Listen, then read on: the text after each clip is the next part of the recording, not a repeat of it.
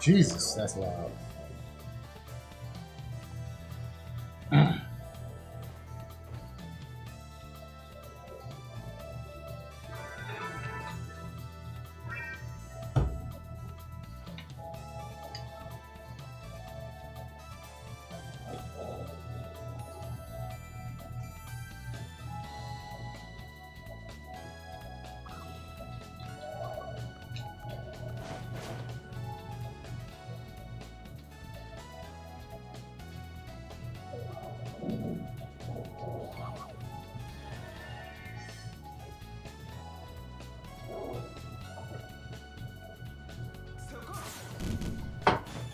There we go.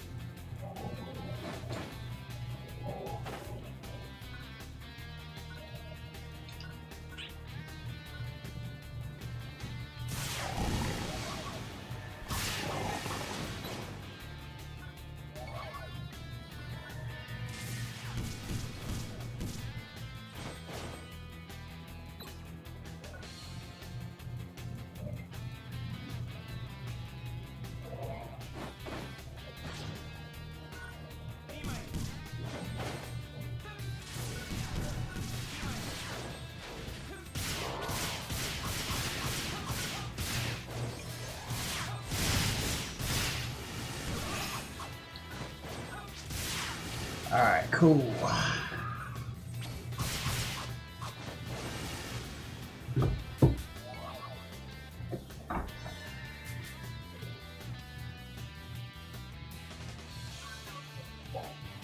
Whoa, she fancy, huh?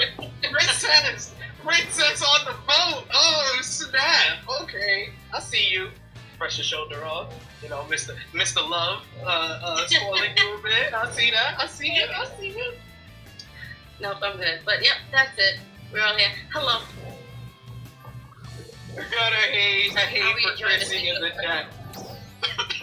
Frantic Grill seems like he's good. We got a happy Memorial Day weekend, everyone from Savette. Happy Memorial. Great.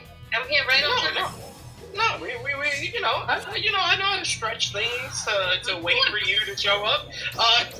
But we start off our True Hill Flash Hit podcast with the roll call, our top 3 conversation starters over on the True Hills group page, our True Hill Trinity. Number 3, Jermaine Packman. Number 2, Joe Bellini. And number 1, Stewie John Palmer. Our Patreon backers, we always love the shout out here. We got Vala B, Alan Weinstein, Negro Bug, Alex McCarthy, Professor Chris, Austin, Trey, Robert, Steve, Ladarius, John, Dan, Coach, Dolores, John Martin, DJ, Eric, Marcus Ryan, James, Allen, Santo, Christopher Kidd, Benno, Snowflake, and Muhammad. Thank you so much for supporting us over at patreon.com/True Hill Heat. $3 a month gets you exclusive content, and that's the best way to support us. It helps us to do more content just like this, and we'll do more content over there as well. But let's talk about what we missed, and we're going to go over to Saudi Arabia as you had WWE kicking off the weekend with SmackDown in Jeddah, Saudi Arabia, as well as the WWE King and Queen of the Ring. First up on SmackDown on Friday, the show featured Randy Orton beating Tama Tonga to advance to the King of the Ring finals. It was a pretty good matchup. Post-match, Solo Sikoa jumped Orton until the returning Kevin Owens made the save for Orton, making the save and fighting off the bloodline. You also had Nia Jax. She pulled out the victory, defeating Bianca Belair in a good bout to advance to the Queen of the Ring finals, squashing Bianca, which would become a theme of the weekend. Cody Rhodes and Logan Paul had another fun promo exchange with Paul getting caught with another pair of brass knuckles, despite giving his quote-unquote only pair to Michael Cole earlier in the day and promising he wouldn't use them at WWE King and Queen of the Ring, which brought us to WWE King and Queen of the Ring on Saturday. That show featured, of course, the aforementioned Cody Rhodes defeating Logan Paul to retain the undisputed WWE Championship in a great main event matchup. Man, Logan Paul ceased to amaze me how good he is and how well he fits in these main event matches, once again delivering another fabulous performance as Cody Rhodes retained the WWE Undisputed Championship. Meanwhile, we had a new champion crowned in the opener as Liv Morgan defeated Becky Lynch to win the WWE Women's World Championship thanks to she lost like 3 times, so of course they were going to let her win.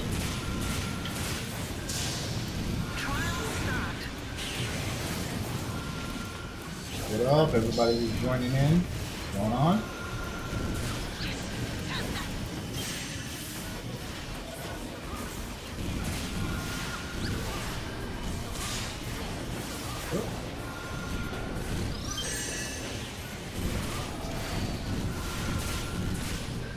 Woo!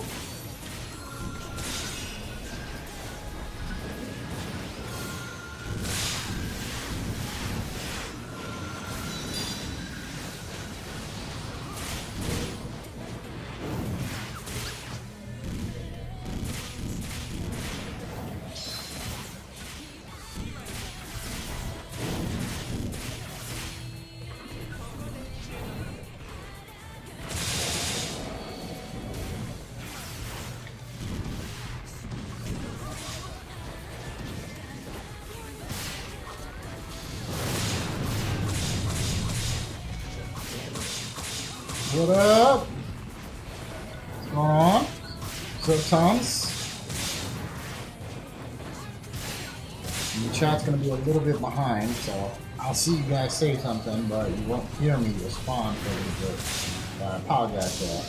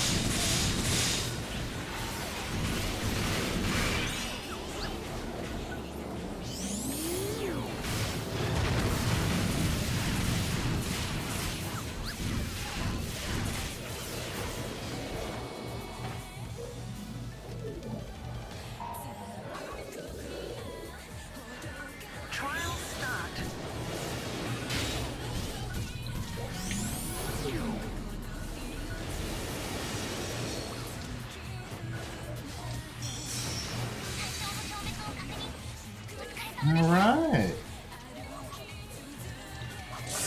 Oh, shit.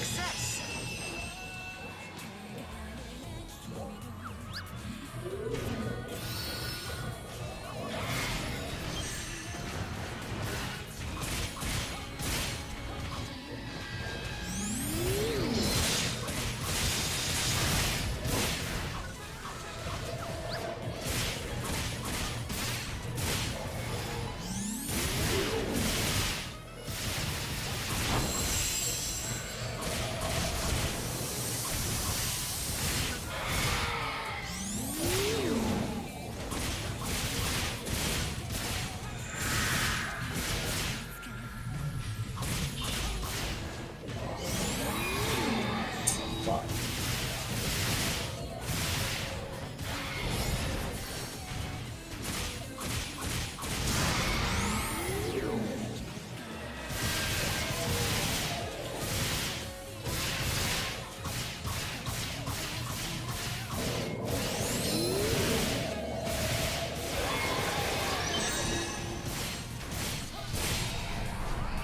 There we go. Yeah.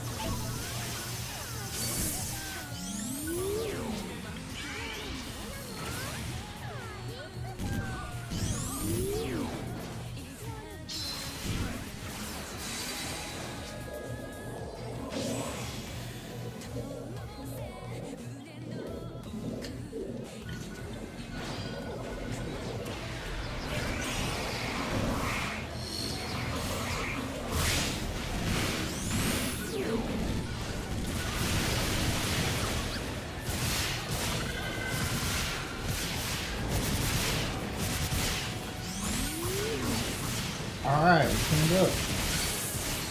Good.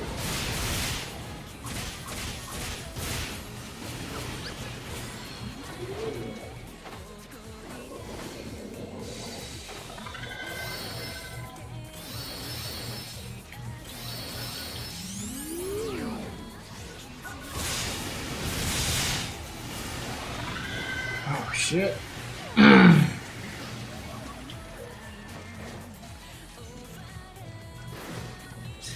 Oh.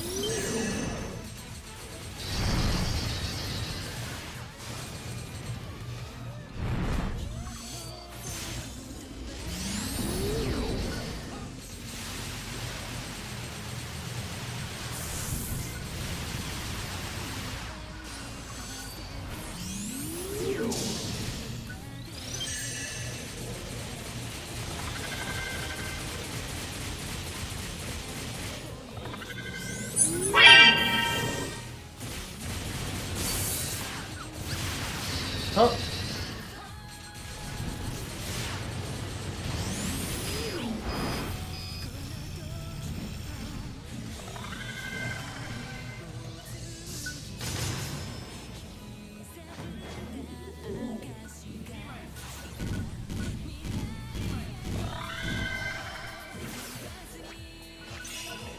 Hell yeah.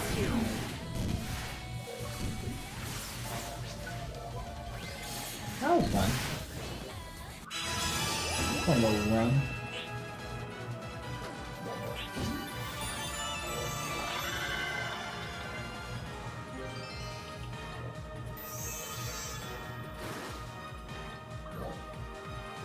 Alright, let's see what we got here. Alright.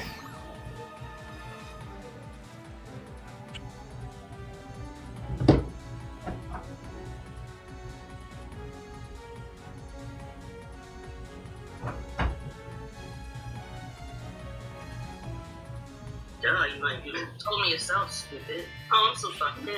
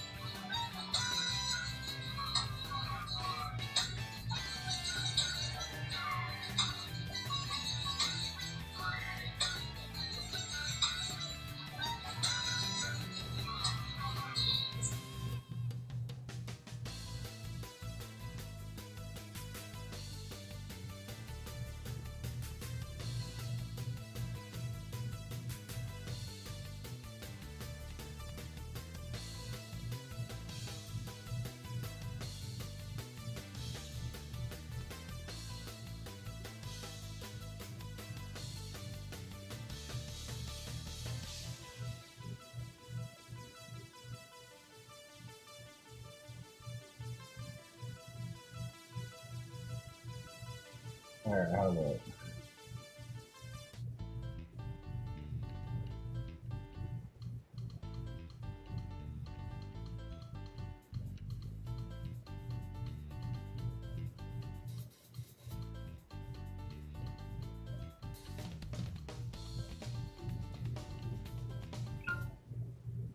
Share this on socials.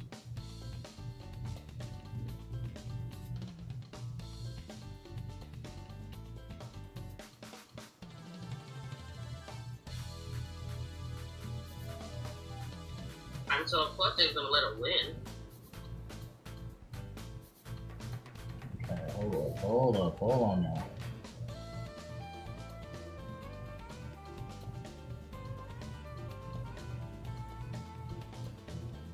Got a text message here. I gotta answer that.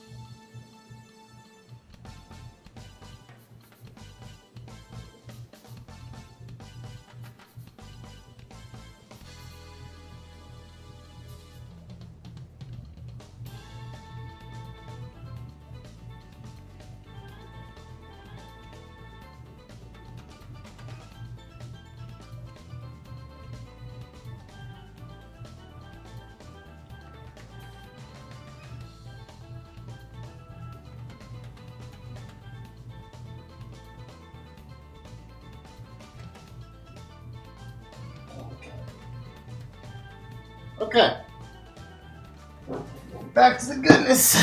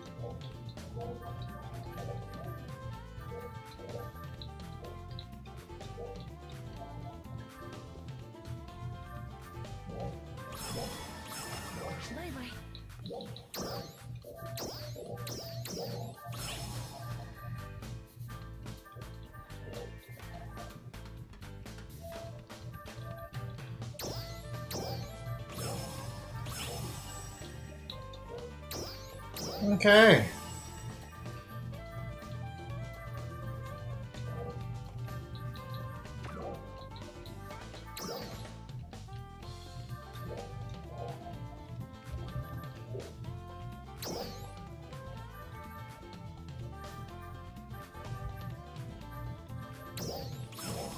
Ooh, I got plasma hands. The fuck?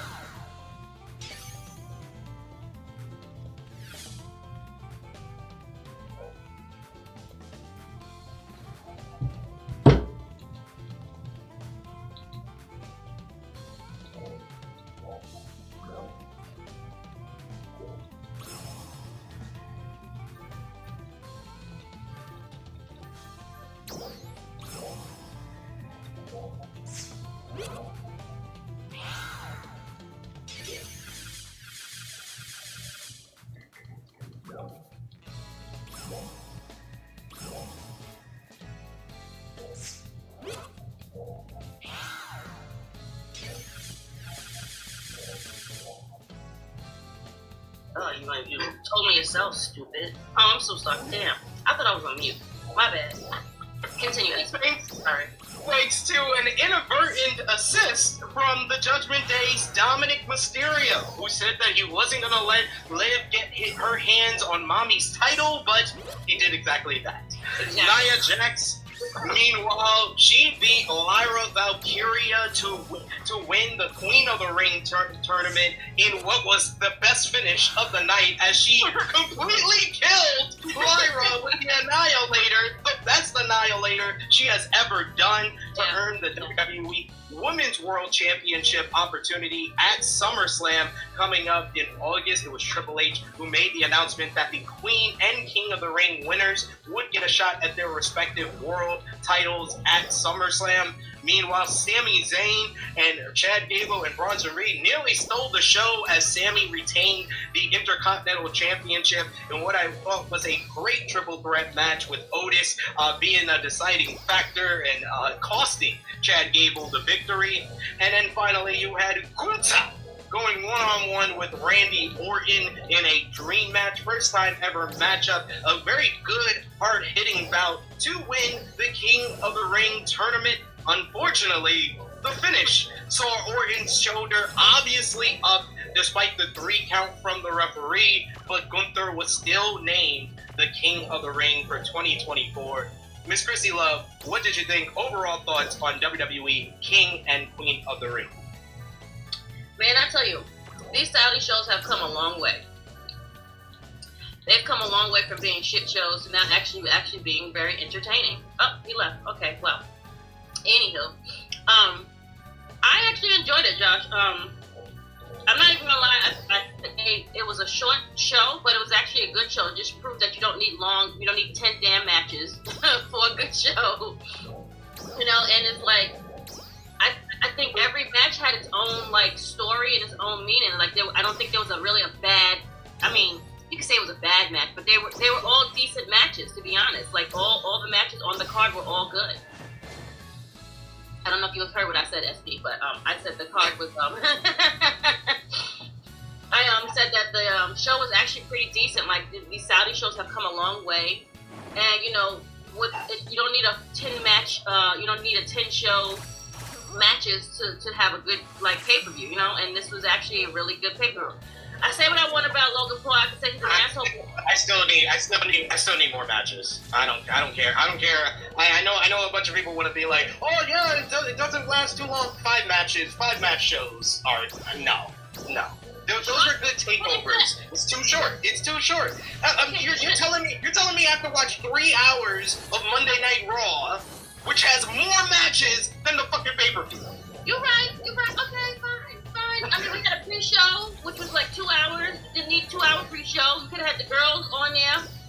You could have had your tag that showed you how they feel about the tag match, because they put on the fucking pre-show. That could have been on the main show. Could have been filtered in, kind of like in the middle somewhere. Because they already knew what the hour was going to be anyway, so that's fine. But yeah, like I said, you can say what I want. I can say what I want about Logan Paul, but he put, when he needs it, he understands. He does what needs to be done. Yeah, always. I appreciate Logan Paul for always like he shows out. He shows out every single time. Yeah, he shows up and shows out every match. Like, I mean, he's like one of like the like stars that's like taking this very serious and like puts on great shows. I mean matches, excuse me. Yeah, 100% agree with you. There we got Big Man Dogs who says, I saw people get worked by the Gunther Orton Gunther finish.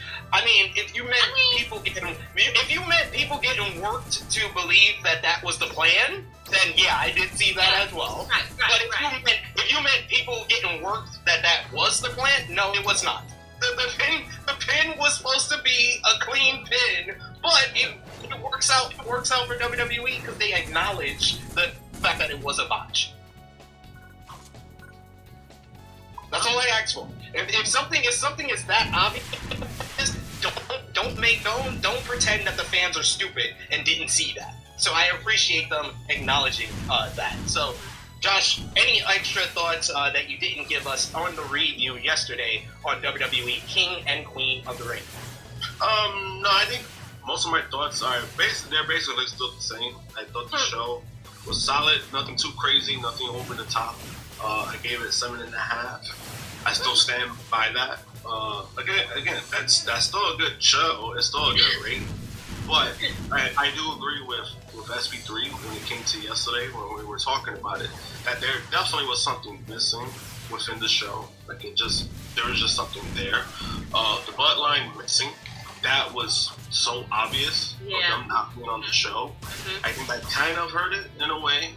The finishes, like we mentioned the Gunther and Orton match. It was a solid match.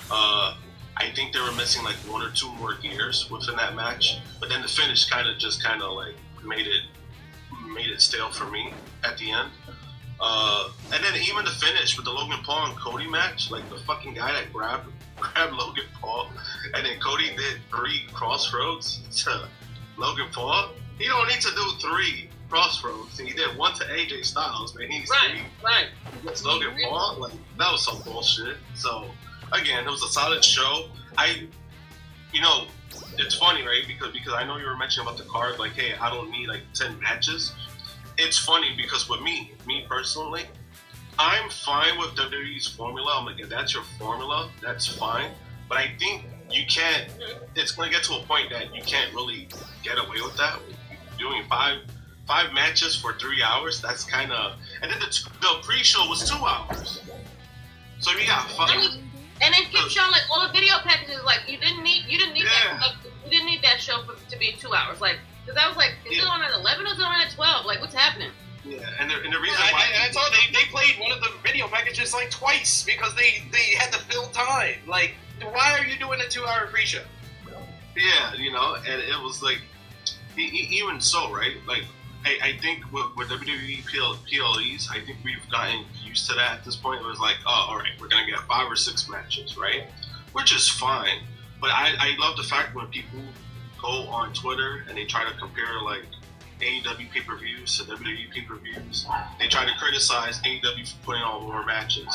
So I'm like, all right, so now we have fans complaining about more matches in a pay-per-view. While they need to solidify, hey, this is why you're paying $50 for, right? Right. Compared to WWE, the PLE, you're just paying for Peacock, $6 bucks, right? So I mean, like when it comes to that, I think that's why I'm okay with the formula, whatever they're using. However, doing a 5-match show for 4 hours, that's kind of just, I don't know, that's kind of long-winded because now you're just trying to find useless fillers. Like you don't need the bullshit like that, in my opinion, when it comes to like WWE shows. Like the whole thing, the segment with Bianca, right? Bianca and Jay, that fucking useless promo. We didn't need that. It was a waste of time. That was pointless, but they were trying to fill time. And if you're gonna do a 5-match card, I should not come out of any of the matches being like, oh, that needed like 2 to 3 more minutes. Like 3 of the matches last night.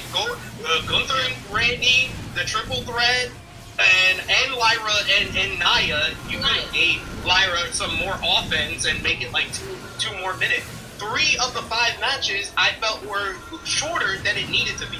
It should have been longer with a 5-match card. Yeah, that was crazy. Imagine that, like, oh no, we need to cut time. Imagine that, like, oh, we need to cut time. But it's like, you need to cut time for what? You got 5 matches. What the fuck you need to cut time for? Listen, you say what you want. I don't mind the short pay-per-view, especially in the middle of a Saturday. Like, if it's like Saturday night, whatever. But for the middle of the day, I'm okay with it. You can still go outside and still do stuff. Yeah, that's true. That is true. That is the bright side. That's the bright side of it all. Like, you know, And on the East Coast, like, that's, you know, we suffer because we see it always at night, and other people always have a lot of time left over. You understand? Like the West Coast. So it's for me, yeah, you could say the matches, yes, that I can agree with you on. Like, the girls could have cooked a little bit more. We didn't need useless promos. Like the order of the stuff, yes, I agree, that should be stupid. The time of everything, they should have given more time for them to cook and do everything that they need to do.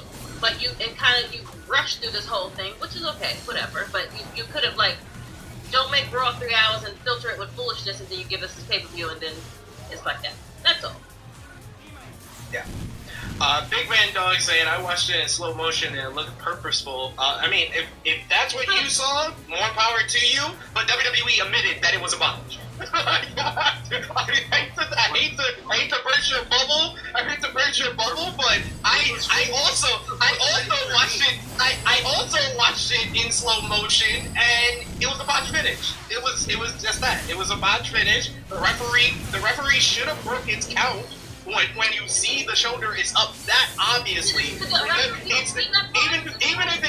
if it's purposeful, like you're saying, Big Man Dogs, it's still botched because it's too obvious. If you're supposed to do that type of finish, the shoulder's supposed to be up at the last second. The whole entire count. that is a botch finish, regardless of how you try to spin it. I'm sorry to let you know. When did they was a botch? Like, after the show was over? Yeah, Triple H put out an interview on social media saying that there was a controversial finish, but the referee's decision still stands, and we're gonna do a rematch because I don't think Gunther is happy with that winning in that way, and Randy, of course, isn't happy, but he never said that the rematch would be for a title shot. So I just wanted to note that as well. It was very obvious that was an add-in, that the whole promo and interview was because it was so obvious that the finish was botched. Yeah, and then also there was like no fan date because it was like, oh, Randy's gonna heal up from his back injuries, his knee injury. So again, it's a good thing that they did acknowledge it, but I think some fans, I don't know, to try to convince yourself that was part of the plan, I think it's a little ridiculous because you don't need a storyline between Gunther and Orton when they're both from different. One, they're in different brands, and two, you're not gonna have Gunther in that fashion to say like to be like, oh yeah, this is gonna be an interior storyline. It makes no fucking sense, right? If Gunther's gonna win, he's gonna win. That was obvious, so it makes no fucking sense that that's the route you're gonna go.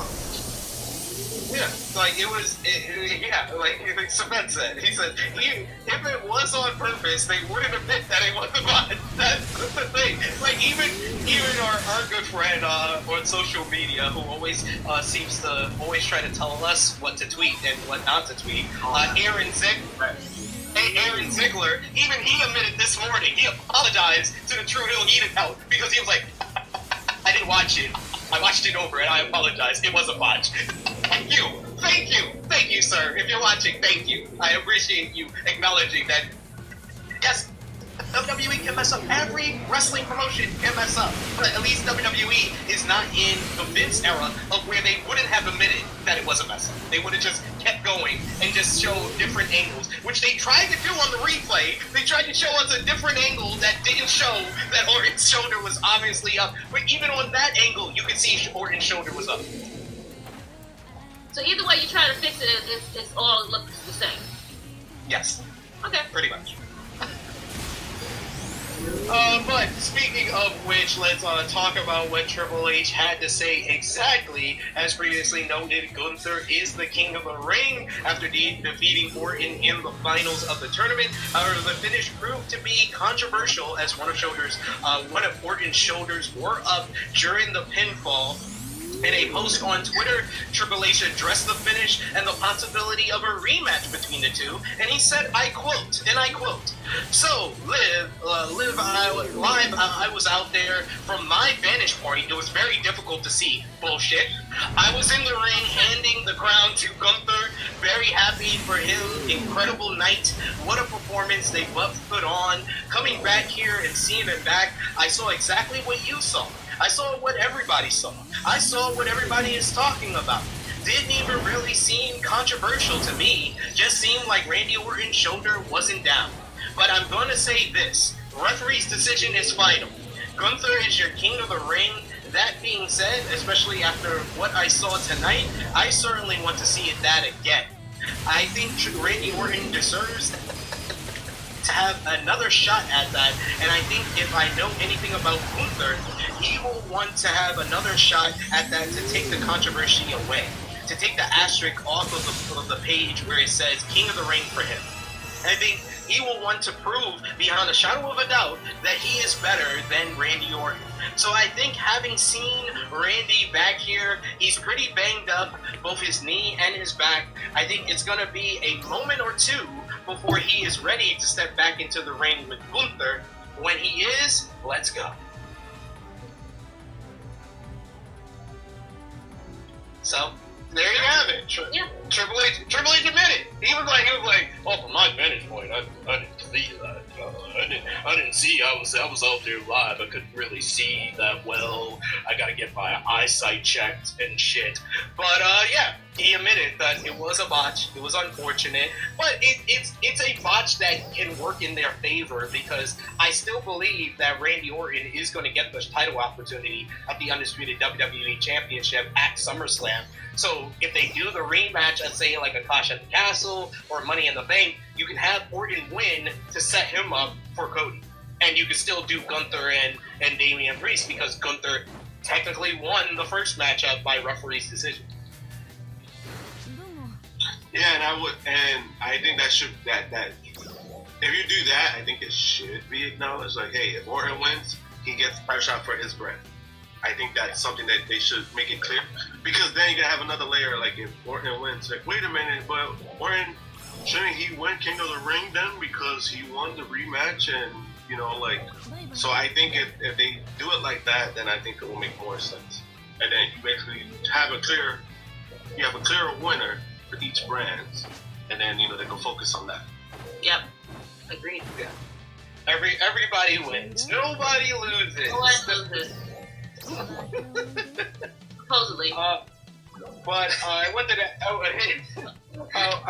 ask you though, because we got some announcements about the World Heavyweight Championship at King of the Ring as well. During yesterday's WWE King and Queen of the Ring event, Triple H also had a promo on the show where he announced a new World Heavyweight Championship matchup for WWE Clash at the Castle in June. It will be Drew McIntyre with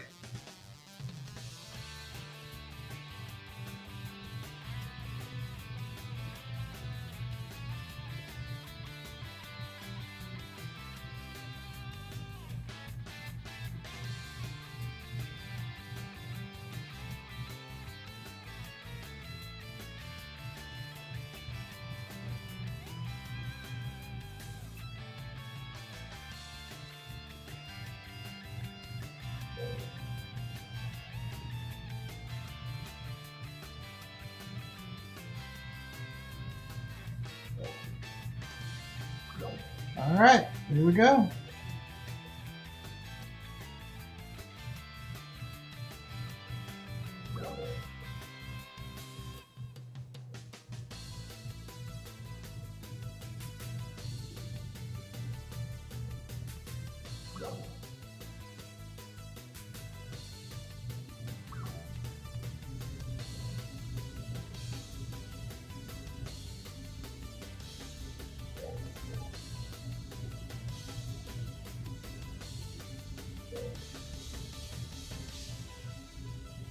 now been cleared to return to in-ring action.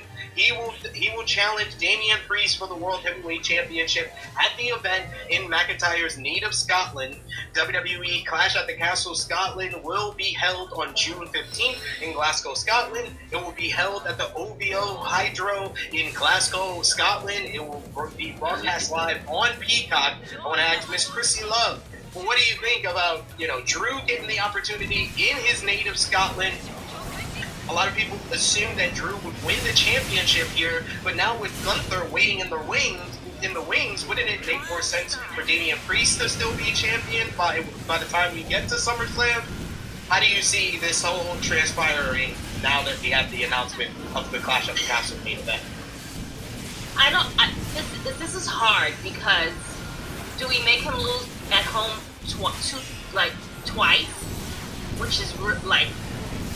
But then we have Gunther, and it's like, I don't see no one winning at this point. Like, we don't lose at this point because it's not servicing us well.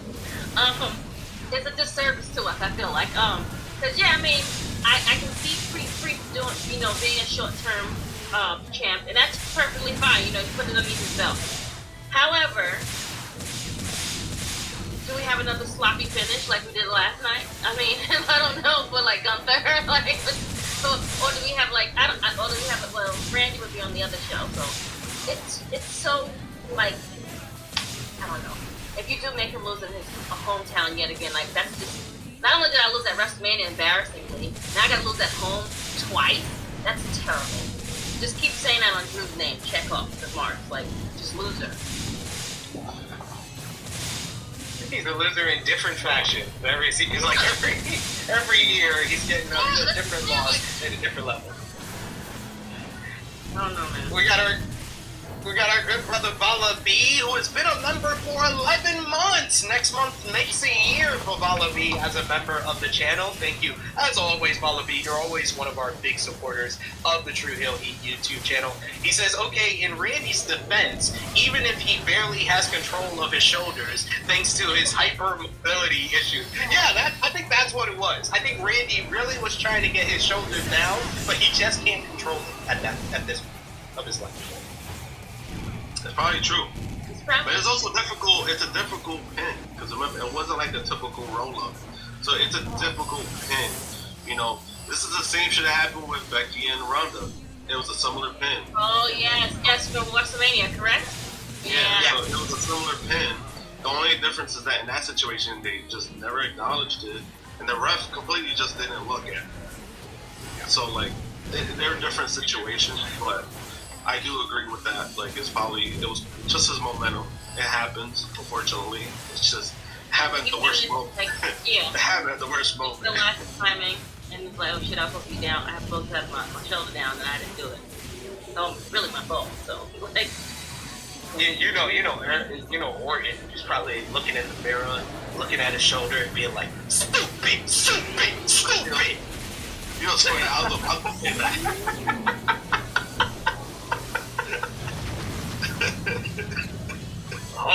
Only the OG fans would understand that one. Big Man Dog says Triple H is a boring booker, so I don't believe it's a work to defend WWE. I just have the vibes. I love that. I love Vala B's response. Vala B said Big Man Dog didn't see what everybody else saw. He didn't. Triple H. Oh, slow motion is good. Like, get the fuck. Oh man, our chat is the best. Y'all make me laugh every single week. Thank you, Ed E. Kingman, who says SB3 does a great Triple H impersonation. It's taken months and months of practice, and smoking weed helps out with the gravelly voice.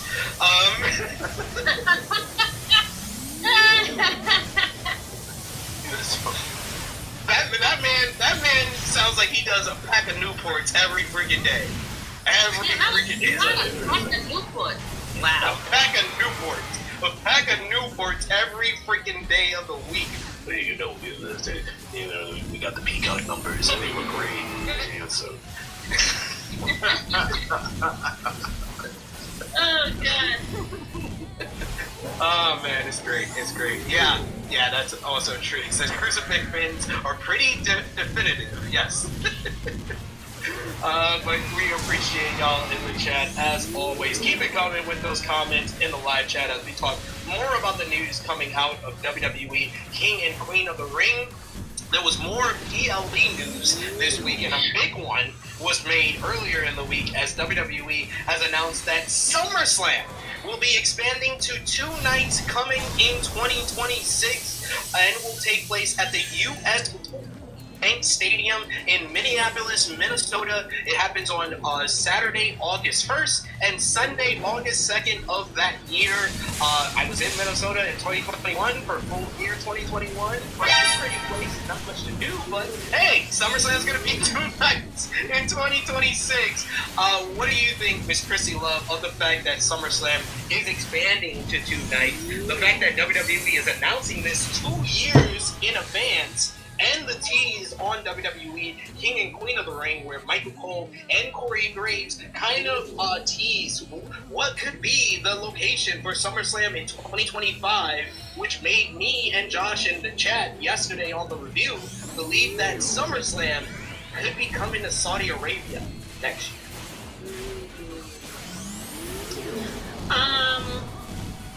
The fact that it's 2 nights, not necessary. Sorry. Have fun. Do whatever you're gonna do. I'm not gonna attend. And the fact that they did this like 2 years in advance, like they're supposed to get consolation prize because it's not gonna be there this year because it's in Cleveland. Sure, it's consolation prize. We didn't do you for WrestleMania, so we'll give you SummerSlam. We'll give you 2 nights. Sure.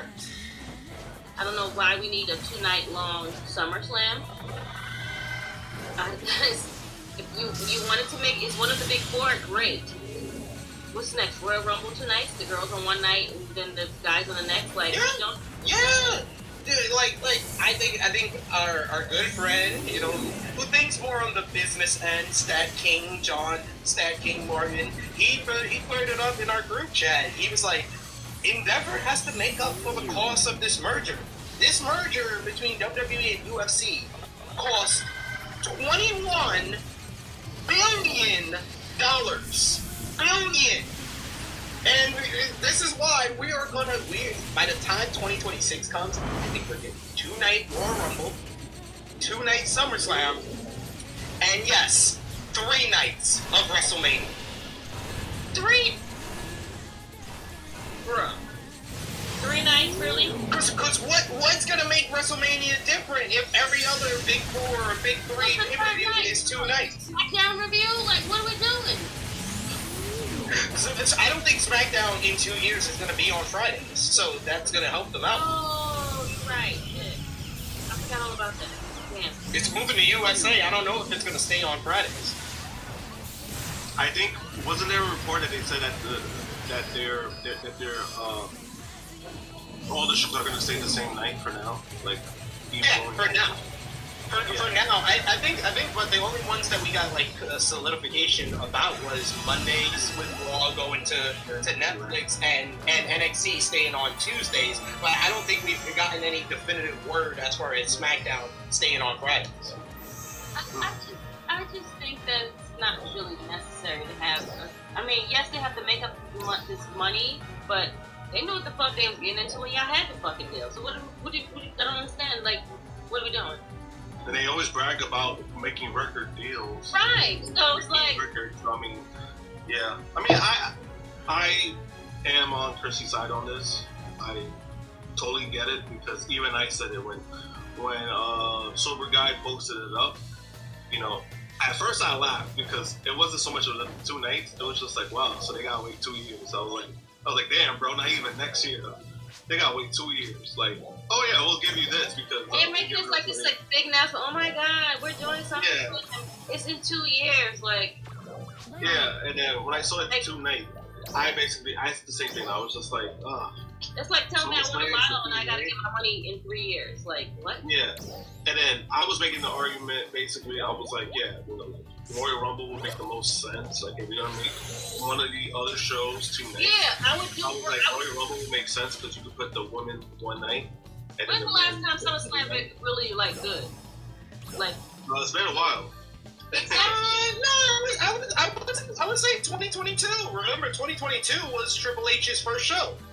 That was the first PLE he did, and that had the damage control debut, the great Becky and Bianca opener. It had the great Logan Paul and Miz matchup, and then the ridiculous Brock and Roman matchup with the forklift. So that was a great show. Last year's SummerSlam was one of their worst shows of the year, but I would say this one, I would say 2022 was the last great one they had. Yeah, I would say the last great one. Like, yeah, I agree with that. Probably 2022. Even so, it was like that was one night and that was still a great show. I'm like, what the fuck are you gonna do a second night? Like, what are you gonna build off the second night? that's all we're saying. But have a 3-hour pre-show at a filling fucking time. yeah, We're gonna get 2 nights of 5-match cards, guys.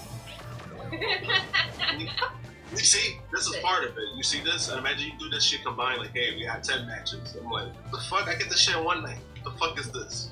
Right? But like, I mean, business aspect, you know, like, when it comes to WWE and the business, I'm not gonna really push back on that sense because I'm like, hey, they're looking to make money and people are gonna feed into it, right? People are gonna buy tickets. So in that aspect, I'm never gonna argue when it comes to that because they're gonna make their money, right? It's just more the sense of like the SummerSlam does it need to be 2 nights? My opinion right now is no. If you're gonna make a 2-night show, it will be Royal Rumble. That's the next one you go with. We've been saying this for a long time. They're losing the aspect of the wrestling side of it and make it more of a like showman, like it's more about money, entertainment. Yeah, but that was like honestly, that was the goal, regardless. Because even when Nick Khan, when he got hired, that was technically his goal. Like when he spoke about it numerous of times. So like that was his goal of making it more than like like a scrap, like whatever you want to call it, like bigger than wrestling kind of thing. Like this was always their goal. So that's what they're doing now, and they're able to do it more so now because the old pervert's not there anymore. So that's why they've been focusing more on that. So I mean, again, when it comes to the business aspect of it, I'm not gonna really argue that because this is kind of what they wanted. This has been their business model for the last two years, and this is kind of like the mission statement when he got hired. So that I get. It's just it was so random. I'm like SummerSlam, 2 nights. Minnesota, you haven't had 2 nights in Minnesota. I think 1 night in Minnesota is enough, but people got to stay out in Minnesota for a while. What we gonna do out there? You're gonna make one of those special like access things. You got to pay extra $100 or something to go into that shit. Do entrances. Go to the store. The store doesn't really have a lot. I don't think they even do that in Minnesota because it's not gonna do well. Like that shit is not gonna do well. I think they are gonna do. They're gonna do that. If you're giving people. I think they are, but it's you know what it is too. When it comes to stuff like that, like the whole WWE World stuff, you got to do it in a market that's gonna really, that you're gonna make your money back. Minnesota's not really that kind of market. Like if you do like an Illinois, they think it is because they got people. They put it there for I mean within SummerSlam, that's a different thing. But I'm talking about like the actual convention itself. Oh, okay, I see what you're saying. It's a different kind of thing. But then also it's Fanatics who's running it, so they're the ones that are gonna be pumping the money for that. It's not gonna be WWE. It's gonna be Fanatics because that's their deal. But even so, I'm like, that's gonna be a hard sell over there because even because even when they were doing it every year, that's kind of why they stopped access. Like when they cut down the costs of access because like when they did it in Toronto, WWE when they did the SummerSlam in Toronto and they did access, they lost a lot of money within access because it's not a drawing aspect of convention scenes. Like when you do conventions, you gotta do it at the right places. I know about all this stuff. Like Cali is a good spot for conventions. Cali, New York, Philly, Chicago, Florida. Those are good like areas. Like if you're gonna do like a big convention, meet and greets, those are good spots to do. Minnesota is not the strongest area to do that in. They are going to do it. They are going to do it because they got to justify, hey, we're 2 nights in this dump, so we got to do something. So, you know, or if people want to, they could go to the Twins game, and if the Yankees are in town, they just watch the Yankees whoop their ass. So, I mean, Pleasant. That is so pleasant of you to remind them. But yes, it's going to be interesting what direction they're going in with their major shows, because I'm telling y'all, I think by the time we get to like 2027, 2028, we're seeing 2 nights, 2-night Royal Rumble, 2-night SummerSlam, 2-night Money in the Bank, and 3 nights of WrestleMania. Yep. I think they'll do 2 nights of Money in the Bank before they do 2 nights of Survivor Series. There's no reason to do 2 nights of Survivor You don't need 2 nights of Survivor Series. You don't need. Why would you need 2 nights of Money in the Bank? What are we gonna do, SP? Women's Money in the Bank headlines one show. Women's Money in the Bank headlines the other. The gimmick pay-per-views that have a men's and women's matchup, they are gonna make 2 nights. She's like, oh boy. She's like, oh boy, because she knows I'm telling the truth. He knows I'm telling the truth right now. Hey man, it's like your boy on Twitter when he said, "Is anybody tired?" Remember? And you know, he had that big blowout. You know, he had that big. Yes.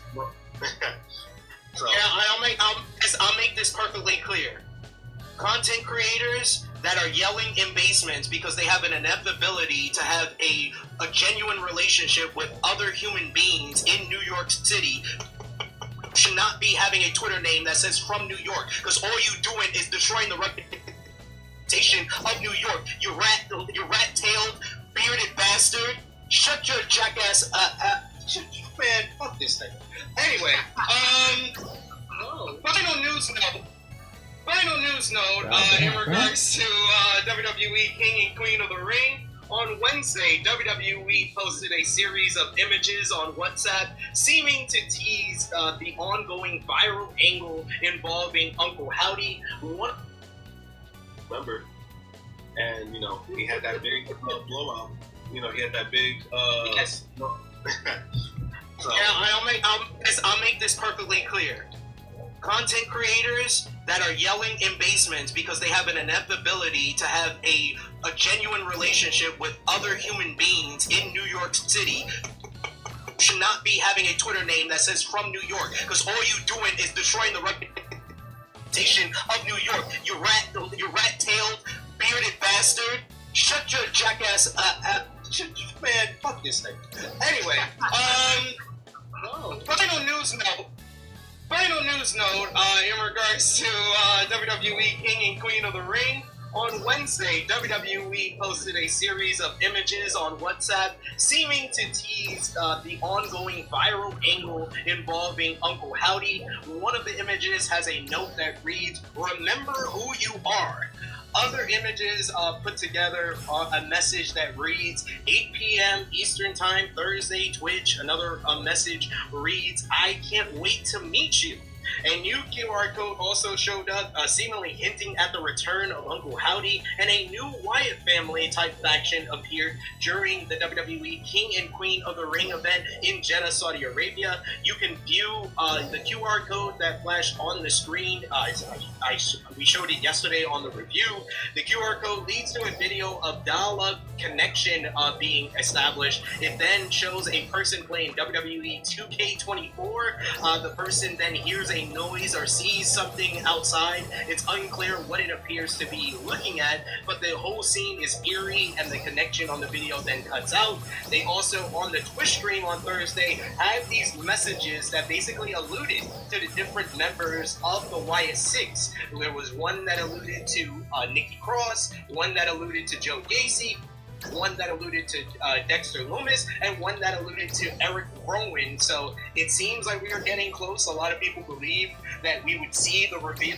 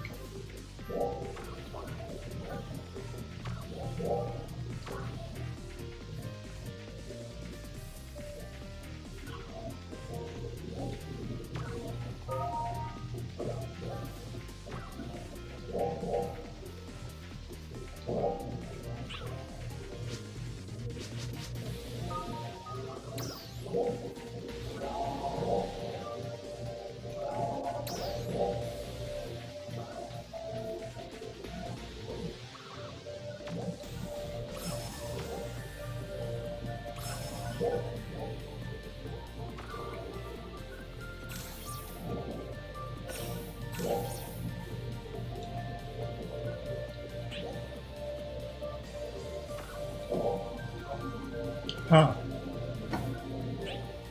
Okay. That's pretty cool.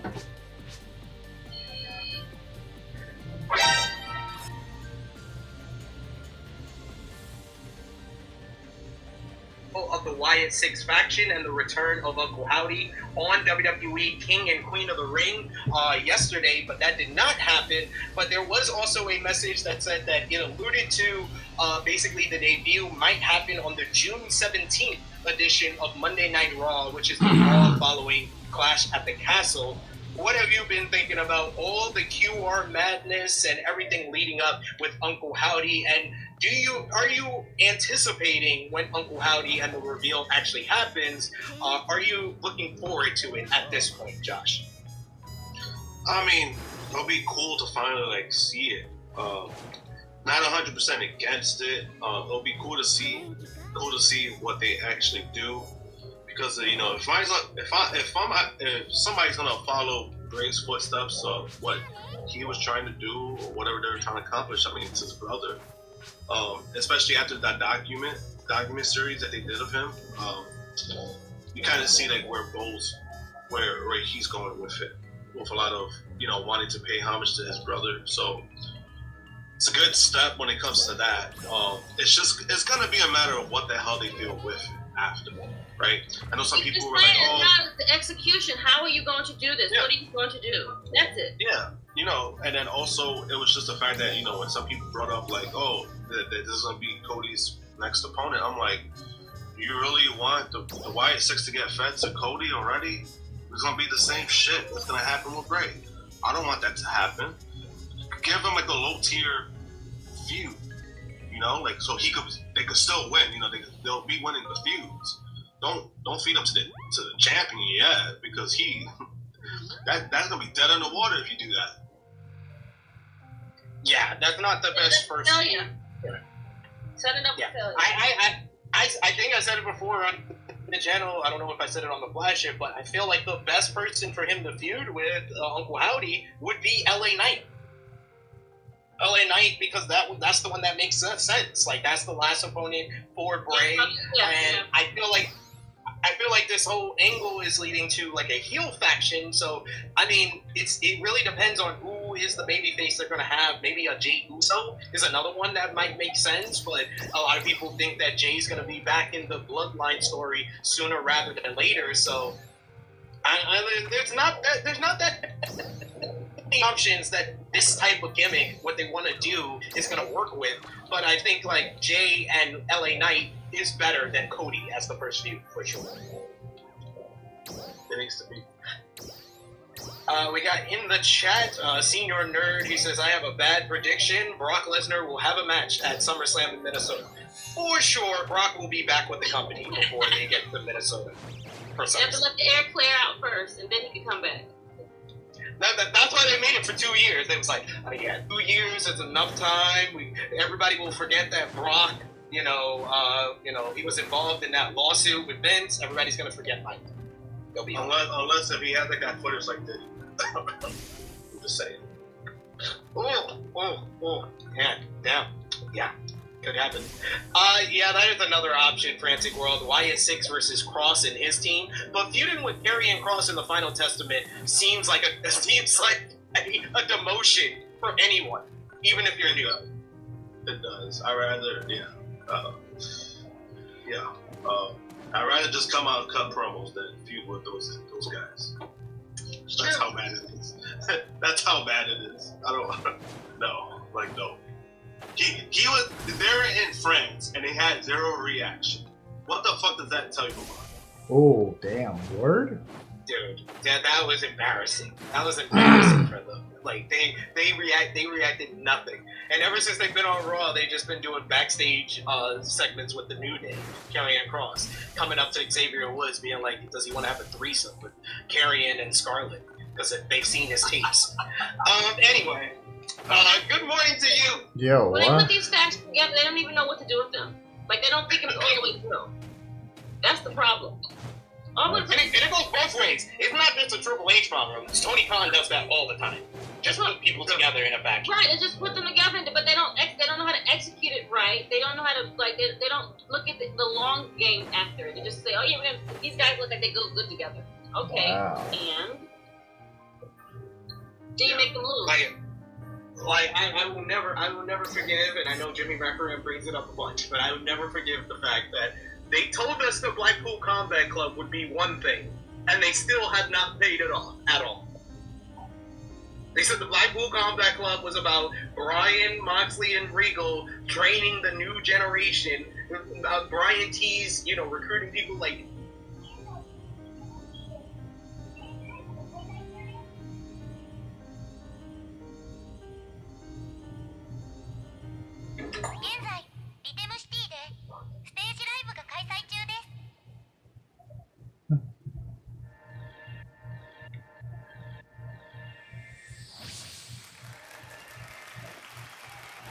Alright, listen, man. How many tasks do I have?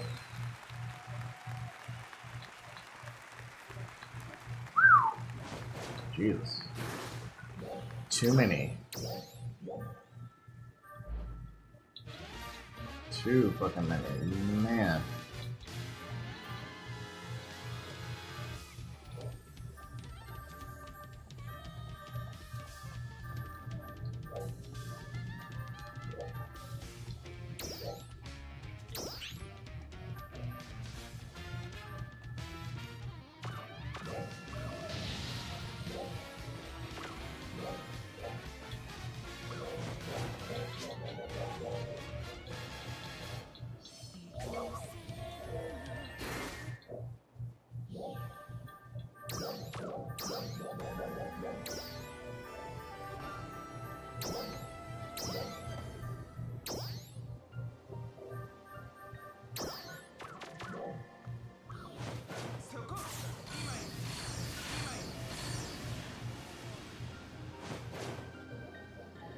Yes, sir, boy.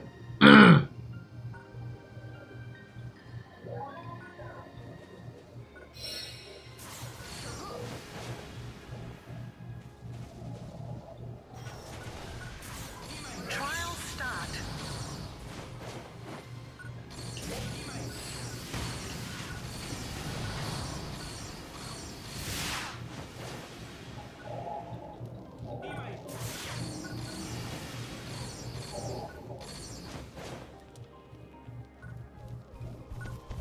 There's supposed to be another enemy around here somewhere. What the fuck?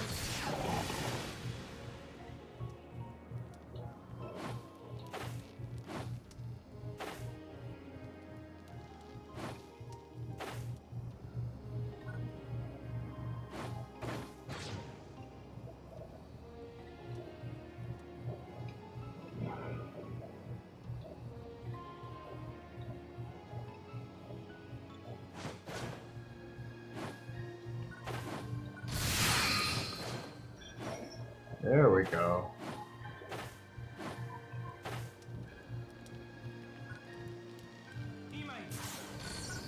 Okay, come on. Open the fucking pack up. There we go. Success.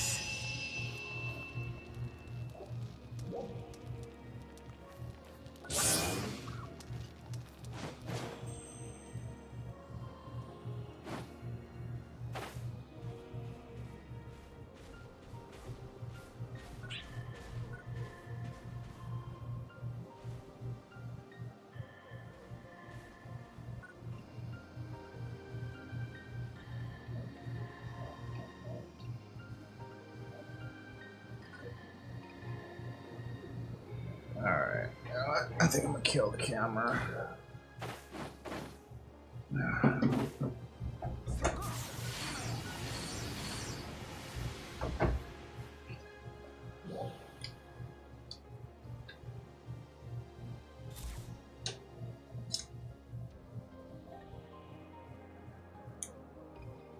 There we go.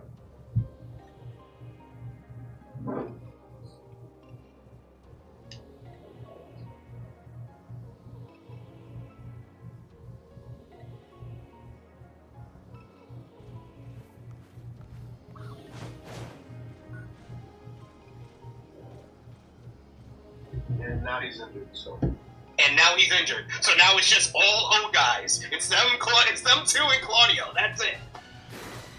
When you have Daniel Garcia right there, just put him in the groove. Shit. Like, why are you playing games? Piss me off sometimes. But anyway, let's finish up with some WWE from this week. You had Monday Night Raw on Monday, which saw the start of the King and Queen of the Ring semifinals. You had Gunther defeating Jey Uso in a great main event matchup to advance to the King of the Ring finals.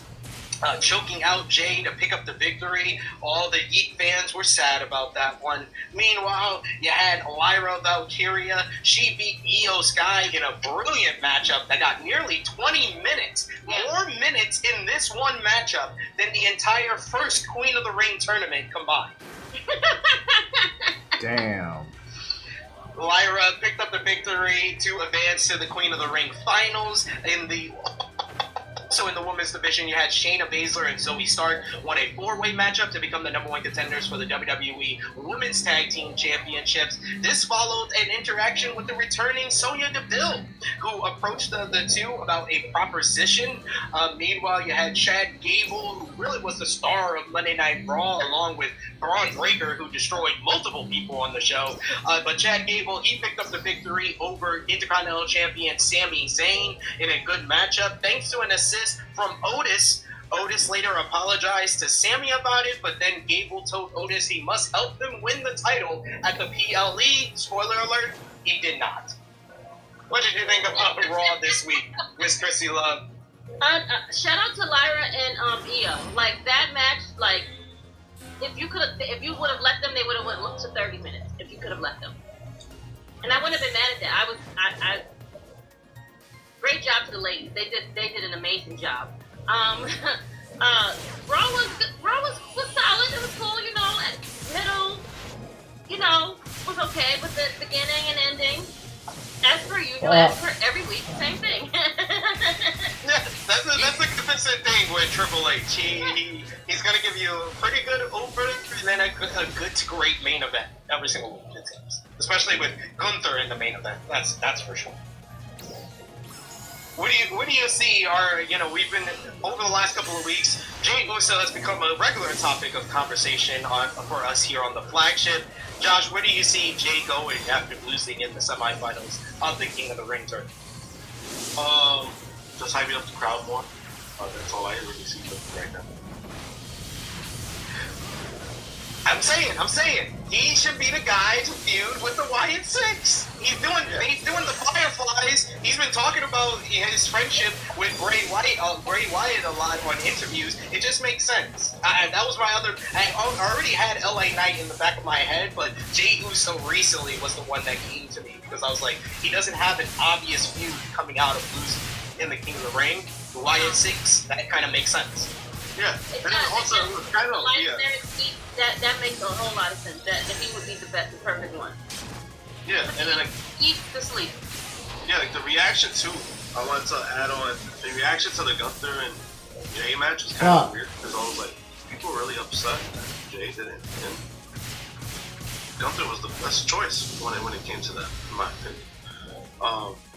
Yeah, and then I think somebody was trying to run with a narrative like, oh, now people are sick of Gunther, and I'm like, where are you getting this bullshit from? I was like, motherfuckers just be making up shit, because I was just like, where do you get this outrage from? If you want to compare it to Becky last month winning the title, that's nowhere near that, because people were pissed off when Becky winning the championship match. Like, that was a different kind of thing, but I think, yeah, the whole thing was weird. I'm like, were they really gonna have Jay beat Ilya one week and then Gunther the next week? That was not gonna happen. Right. That was not gonna happen. And you brought up Becky, which is a interesting topic. We got her in the headline here. You know, she lost at the King and Queen of the Ring to Liv Morgan, and her contract has kind of been a topic of discussion around, because I think it's going to be due by like June 1st. I think June 1st she becomes a free agent with her contract expiring, which is probably the closest that WWE has pushed any of these contract negotiations that we've heard about in the last couple of months. Chrissy Love, what do you think is going to happen now that Becky also announced that King and Queen of the Ring, she's doing her rematch on Monday's Raw? So that made me, I said it yesterday to Josh during a review, it makes me think that at least Becky is not leaving, but she's at least taking time off while they renegotiate a deal. Well, technically, she was. I believe she should have been taking time off because Seth is out. So I figured she'd be home with him, you know. But the whole thing happened with Rhea. So you know, the Audible had to go. Was like, hey, we need to put this belt on you right now. So yeah, so I'm sure she's signing. She's just gonna be out for a little while. That's all. She's not going nowhere. So I don't know what y'all can get that shit out of y'all head right now. She is not leaving. But like, it makes me. I'm wondering what WWE is gonna do because like, who is the star in the women's division? Like, I know they're trying to build up Liv. They're trying to build up Lyra right now on Monday Night Raw, and you know you still have Damage Control there that are still relatively over as well. But Scotland seemed like a good place to do the rematch between Becky and Liv, or at least a triple threat with Lyra in there. Yeah, I agree with you on that one, SP. The fact that it's so soon is like, all right, girl, like that. Can I just be a champ? Like, let me do a promo. Let me say I told you. Like, I know, like my revenge tour is like still not over. I'm the champion. Don't get it twisted. I still got people that I want to get like knock off or whatever. Like, do we need a match for Monday? Maybe we needed to fill in the 3 hours. No, that's what I said. Like, I think that the reason that they're doing the match on Monday is that Becky's gonna at least take time off. I don't, you know, we said it yesterday, Josh. You know, me and you both. I said I think it's 90% sure that Becky re-signs. The 10% is not that Becky is gonna be. The 10% is not me believing that we're gonna see Rebecca Quinn as All Elite at Forbidden Door. No. Exactly, bro. I think it's more realistic that Becky retires or takes months off if she doesn't re-sign a new deal. What do you think, Josh? No, same. I was talking about it when we were talking about it yesterday. I was just like, I really don't see a scenario where she leaves, unless if AEW decides to throw the bank at her. You know, and I said it yesterday. I was just like, she will be in a position if she was to go to a place like All Elite Wrestling, where they're going to cater the shit out of her. They're going to give her the money she wants. They're going to give her the freedom that she wants. But again, you know, because she's heavily associated with WWE, it's still like, you know, obviously that would be the best choice for her. But, you know, she is getting older. She is a mom. You know, usually with women talent careers, they're usually shorter than the men's. So this might be where she winds it up. But if you're getting offered millions of dollars, you're going to get offered the most money you ever made in your life. You're going to take the deal, right? If she gonna make easily $3 million a year, that's an easy deal. Like, hey, I got to take a few more months. I can put people over. I'll take the money. You're talking about like what she'll sign a 5-year deal, which will be like $15 million with all the stuff, all the merch and all that stuff. It could be $20 million. That's a lot of money to leave on the table. Mm-hmm. So it's one of those things where, you know, that's why I said yesterday, I think she has the leverage because, again, in WWE, yeah, they could pull somebody else, but they don't have a Becky Lynch right now. They just don't have that right now. You know, so it's like there's a lot of, the ball's in her court, and she can decide what she wants. You know, if she decides to retire too, I mean, she accomplished everything she wanted. So that's why that's also a realistic option. Because what else does she need to do? Right? When it comes to this contract, it's all going to be about she's going to get paid. It's going to be nice. You know, so it's a matter of what she wants to do. Like I think Liv said it recently in an interview. Becky, at the height of her career, when she was the number one person in the company, she went and became a mom, and then came back and has been on just as good of a run. Even I would say in ring, she's been better since coming back after having her child, and she's still one of the top draws in the company. And proved that last year. That's why I'm like, I don't understand how people like question like having children. Like you can still have a suitable career and still like they have a whole daycare. Like, are you kidding me? Like. No, but I think in Becky's case, yeah, I just think in Becky's case, the uncle that's gonna be back there. Like, you kidding me? Like. Yeah, I it's just like like, when they say yeah. that, like it's like killing me. No, because I think what it is too is that sometimes like in the wrestling business, like she went away when she was on the very top, and she went away for over a year. Sometimes what could happen is like you come back and guess what? There's that next top star, and then you get put in the back burner. I think that's what a lot of people were worried about when it came to Becky. But you know, the fact that they brought her back and then she won the title and then she was their champion, I think that did help a lot. Like there wasn't really no cool off period for Becky once she came back. Yeah, you know, she had some goofy shit going on with some of the gimmicks that she was trying to pull off. But then once you started to see like her work in the ring, it's like, oh shit, she got really fucking good. She got better. She got better than she was before, right? And that's why you see her value now. I think her returning, you see the value more than it was before because she could put people over. She's teaching a lot of these women what to do, and you know, that's why she's in a good spot right now, in my opinion. And that's why I think she's kind of dragged this out because, you know, the more she drags it out, the more money she's probably going to get offered. So it's a good move on her end. Yeah, because she has all the leverage now because of, you know, the injury to Rhea Ripley, what she increased her value with the run in NXT last year. So I think that, yeah, Becky's going to get the biggest payday of her career with this new contract that she's going to get. We got a couple of comments I wanted to highlight here. We got Tabista, the actor, long time no check. He says SB3, they'll do 2 nights of Survivor Series 2. Women's War Games Night 1, Men's War Games Night 2. Unfortunately, you are probably correct. I'm mad that his picture looks like Vince McMahon. A Mexican Vince McMahon, maybe. We got. He looks like him though.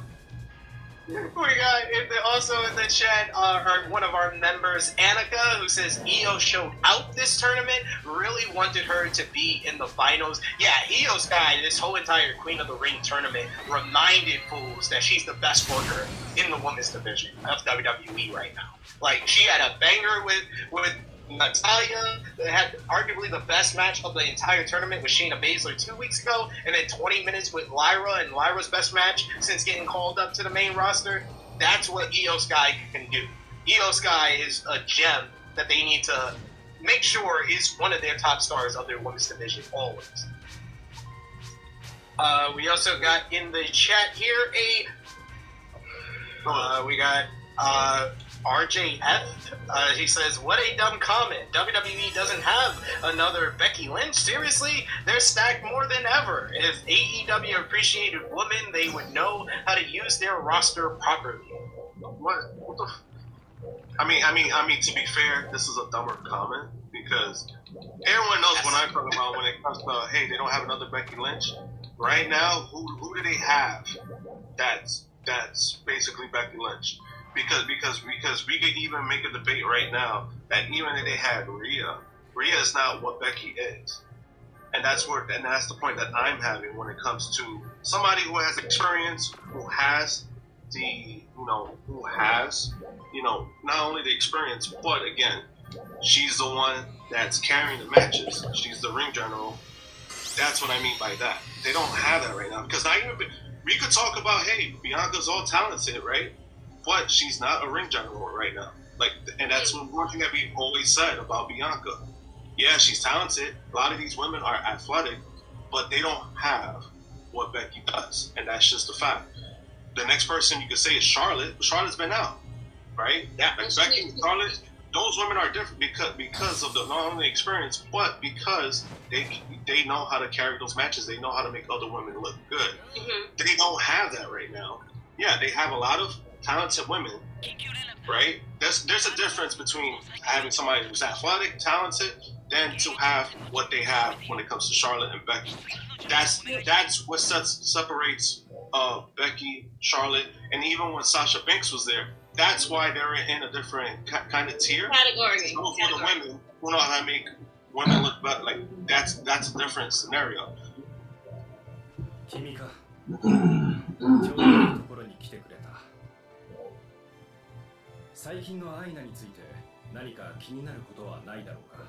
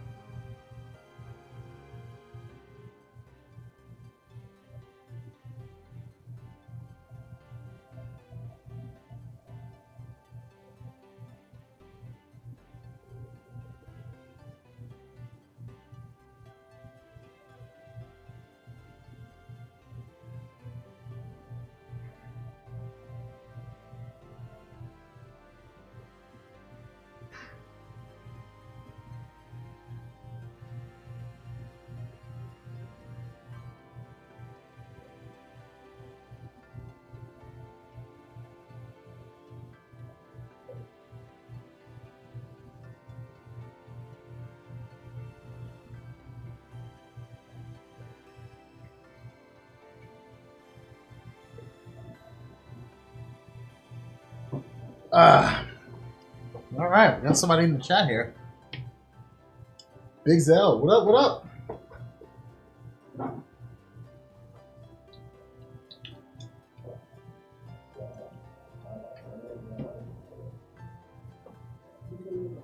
You still in the chat? What's good, brother? やはりまだためらいがあるのだろうか。聞いているかもしれないが、アイナには新設された訓練隊の教官役をお願いしている。教える側に立つのは彼女にとって初めてのことだ。少なからず不安や迷いがあるだろう。当面は私も訓練には立ち会うつもりだが。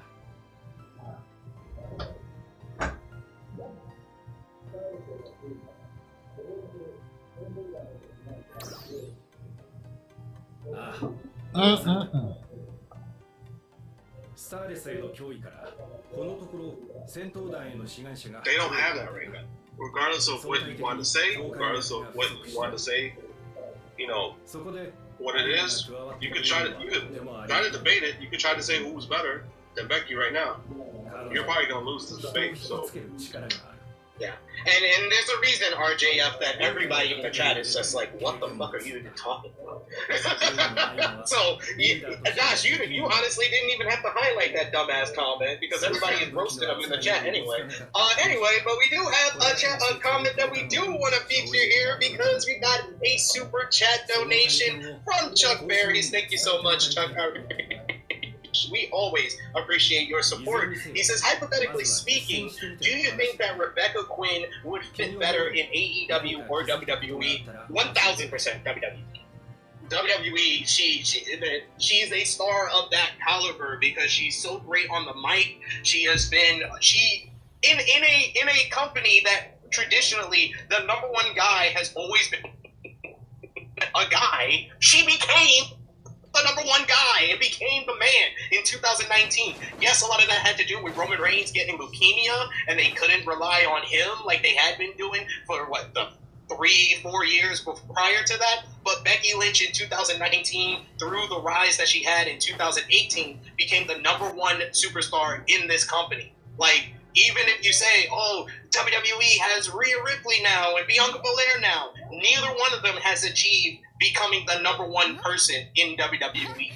Becky Lynch did.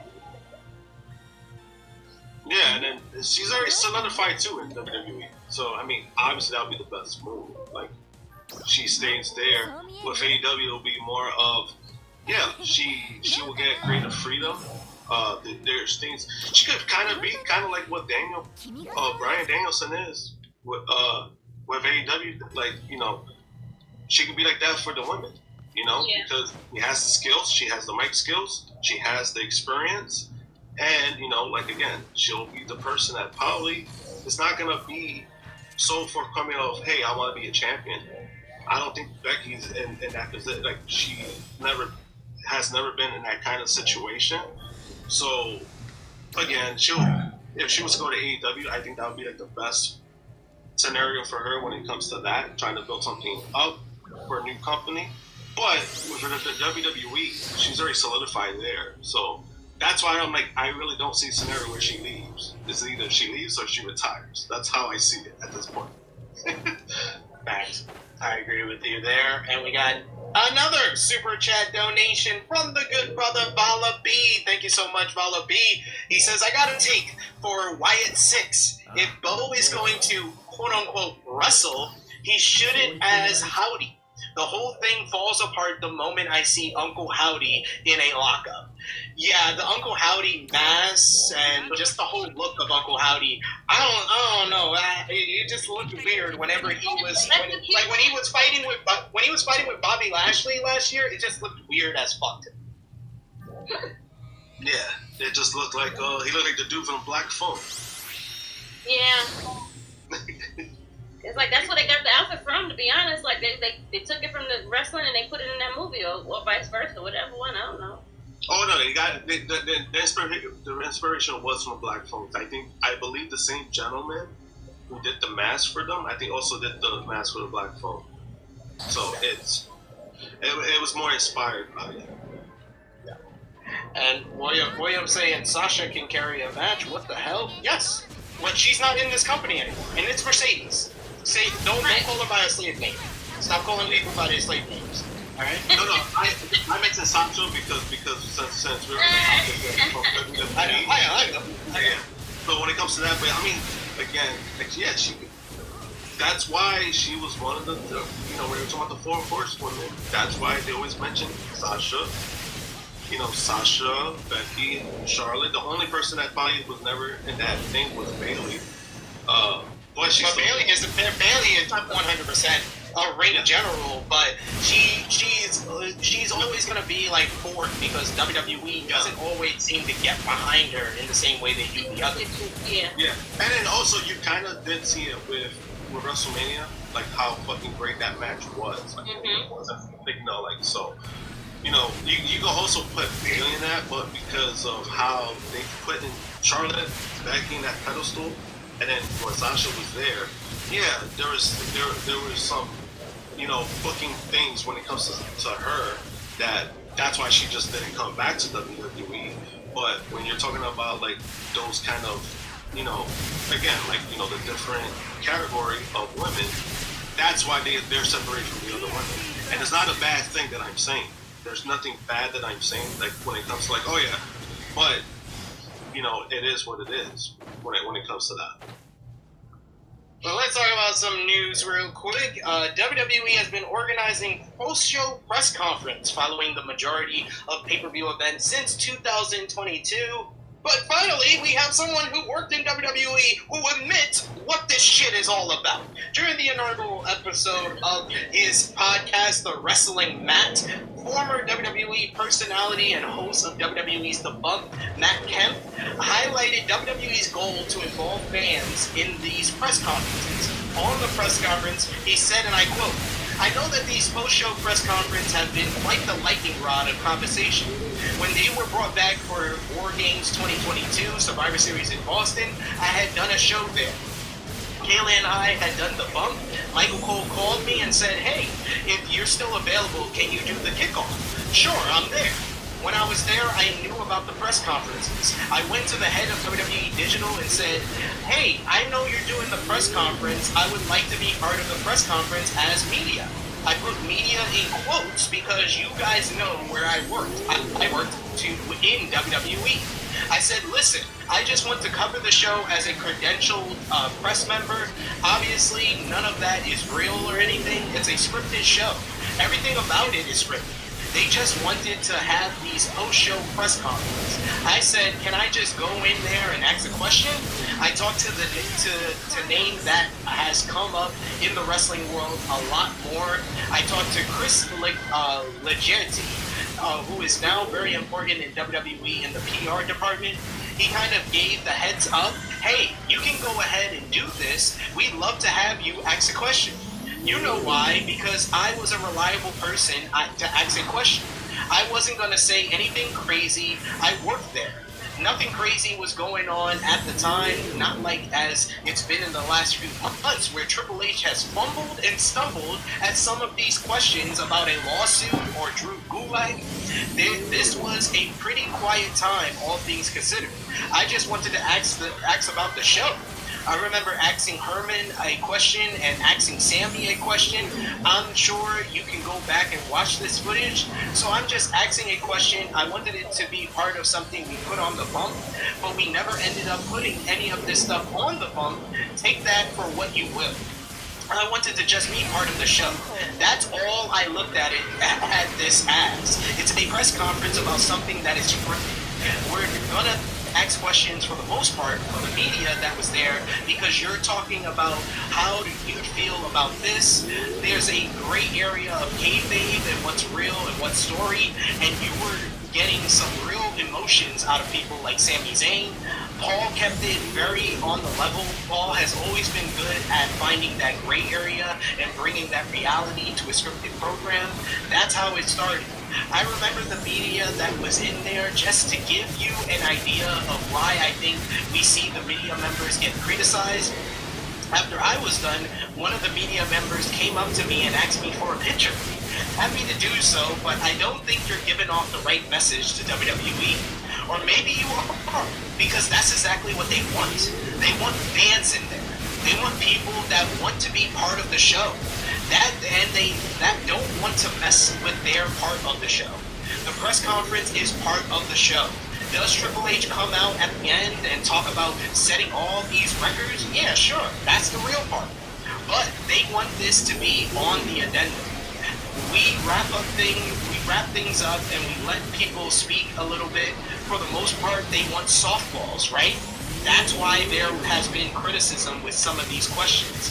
I did that a few times, probably 5 or 6 times. So finally, someone from WWE says they don't want real media people. They don't want real questions. They want, hey Triple H, how does it feel to be you? Hey legend, how's it feel to be married to Stephanie McMahon?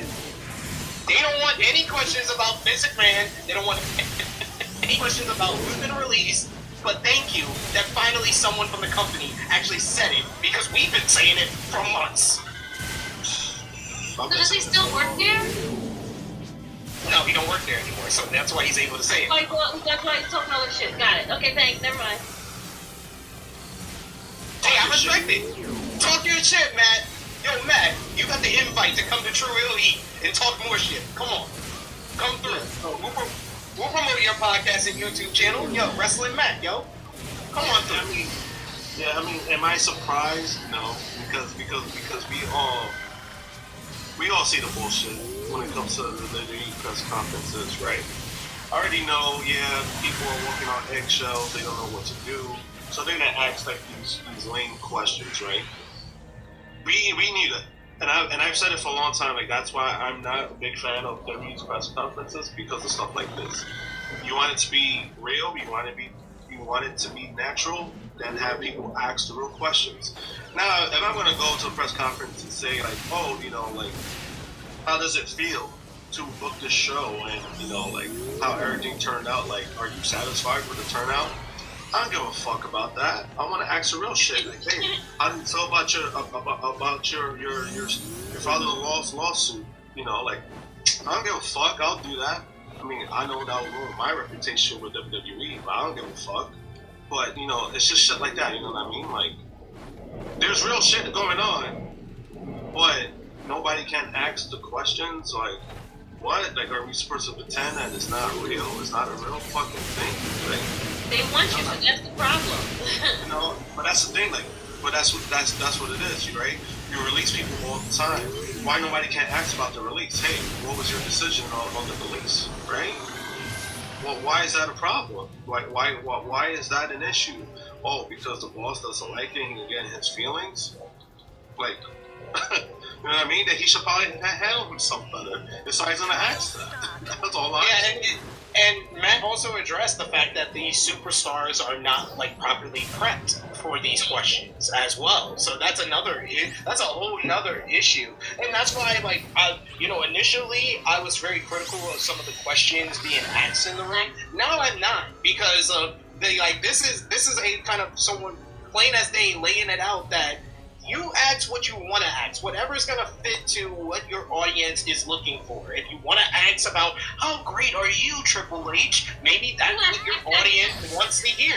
But they cannot WWE should not even allow the people that will ask real questions. They should not be allowing Brandon Thurston in there. They should not be allowing, even though I love him, Cam Hawkins will ask real questions. Like, y'all should just not invite y'all shouldn't, he did before. He was the one that asked about the Vince lawsuit. And Triple H admitted that he didn't read the lawsuit. Like, you should not be putting Triple H in this position.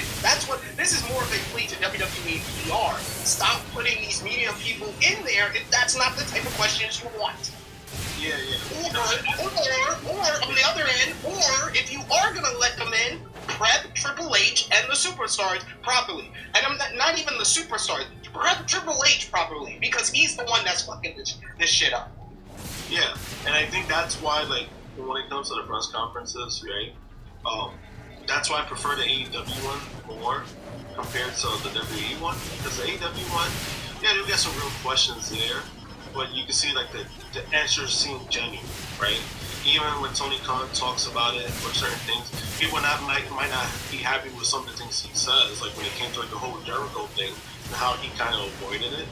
But you know, there are other questions that he would answer. You know, like when Jay picked WWE over, he did answer that. Like he did talk about it. You know, and he was like, how the door is always open. You know, like they just couldn't come to terms, whatever the case may be, and the door is always open.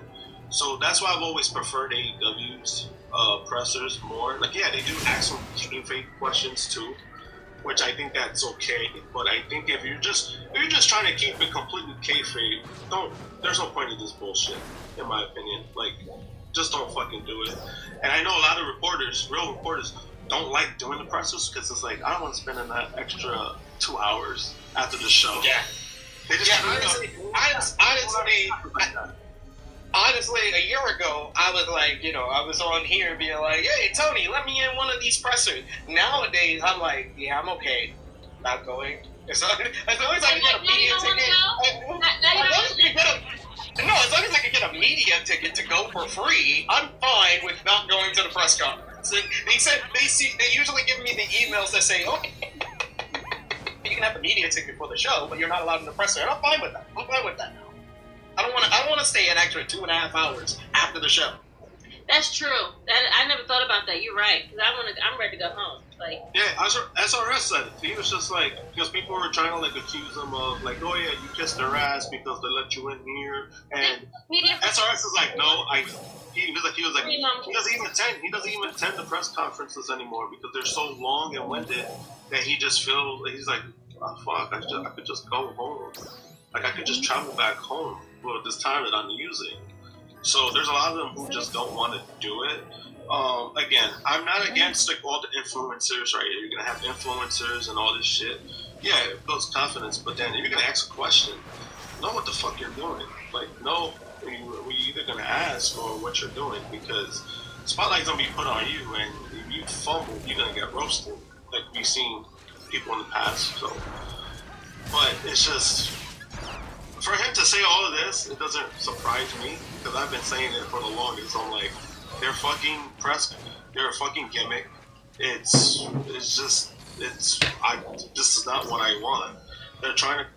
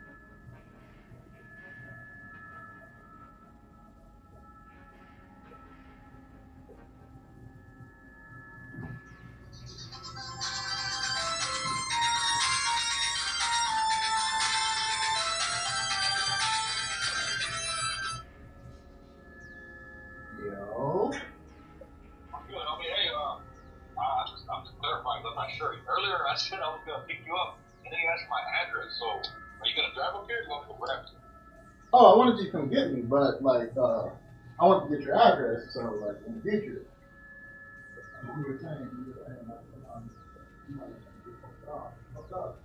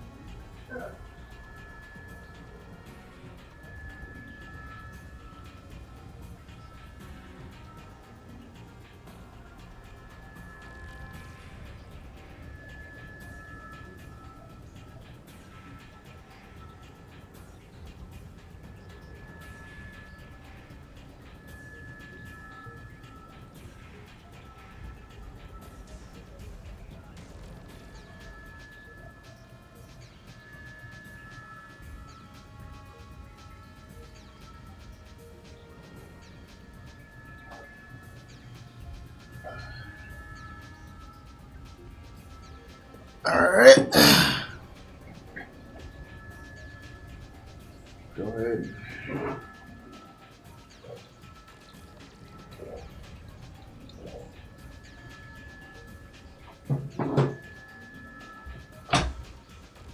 We'll call it a day. We'll see you dudes later.